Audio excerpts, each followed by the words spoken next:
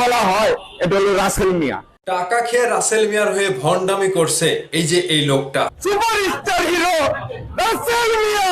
এটা আমার ভীষণ খারাপ লাগছে, কারণ ভাই থামেন থামেন, আপনি কাঁদেন না। আপনাকে আমি শাকিব খান মেনে নিলাম, আপনিই শাকিব খান, কিন্তু আমি আপনাকে সবার ভালো চাউনি লেগে মান্না শাকিব খানের খাওয়া নাই আপনার কাছে। আবার কান্দে এই বান্দা, শুধু কান্দে।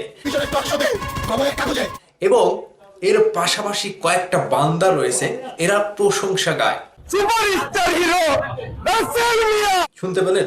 এগুলো কিসের ইফেক্ট বলেন তো? এগুলো কিসের আকর্ষণ বলেন তো? মালের আকর্ষণ কি? মাল দিয়ে, টাকা দিয়ে, শাকিব খানকে দিয়ে শাকিব খানের নাম ভাঙিয়ে প্রচারণা করা হচ্ছে একটি গোয়ার সিনেমা। এই গোয়ার সিনেমাটা কার কাছে ভালো লেগেছে এবং কারা দেখেছে? দর্শক রিভিউ তো আমি পেলাম না ভাই, কিন্তু এই যে ইন্টারভিউগুলো আসছে, অনেক অনেক ইন্টারভিউ, রাসেল মিয়া যিনি কিনা বলছেন শাকিব খানের বরবাদ সিনেমার কথা, গল্প ভুলে যাবে, কিন্তু গোয়ার সিনেমার গল্প কেউ ভুলবে না, মনে থাকবে।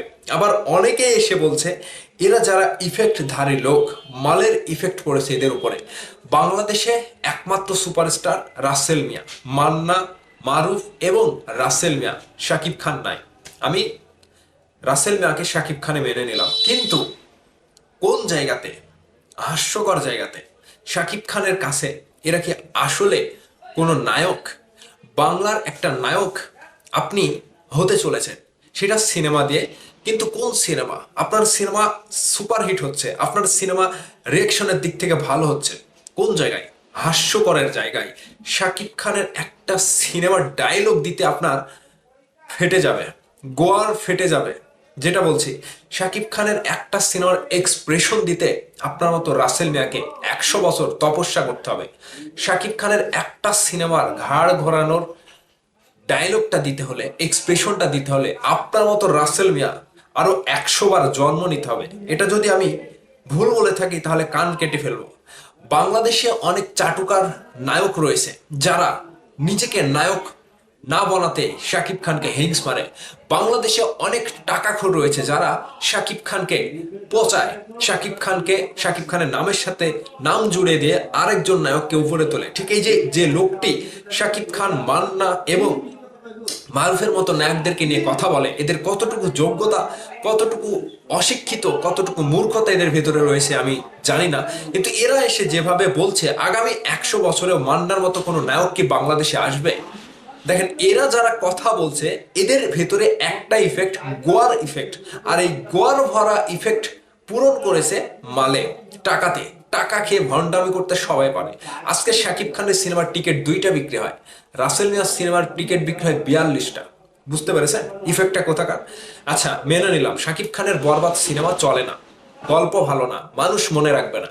আচ্ছা, বরবাদ নামটা আপনাকে কে নিতে বললো? শাকিব খানের আরো সিনেমা রয়েছে, বরবাদ নামটা নিলেন কেন আপনি? এই বরবাদ সিনেমার যে হাইপটা, এই বরবাদ সিনেমার যে ইন্ডাস্ট্রি হিটের একটা ব্যাপার, ঠিক এই বরবাদের নামটা নিলে দর্শক আবারও বলবে হ্যাঁ শাকিব খানের থেকে ভালো সিনেমা। শাকিব খানের বরবাদ নিয়ে কথা বলছে, এত বড় সাহস! ভিডিওটা দেখবে, একটু হলেও ভিডিওটা দেখবে যে ঘটনাটা কি। তাহলে দেখি এই যে শাকিব খানের নাম নিয়ে নিজের নামটা পরিচিত করানো, কিংবা নায়ক না হতেই যেভাবে কান্নাকাটি করে চোখের পানে নাকের শিকিন একসাথে করে যেভাবে শুধু বান্দা কেঁদে যায়, ঘটনা হচ্ছে এইটার ইফেক্ট। বুঝতে পেরেছেন?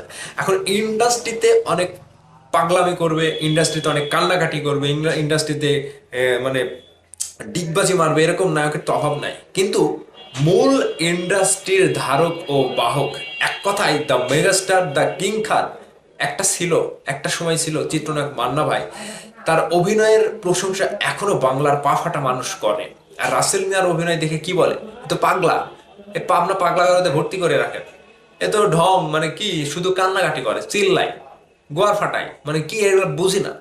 তো শাকিব খান এবং মান্না আগামী 100 বছরেও বাংলাদেশে আরো একটা জন্ম নেবে কিনা সেটা কেউ বলতে পারে না।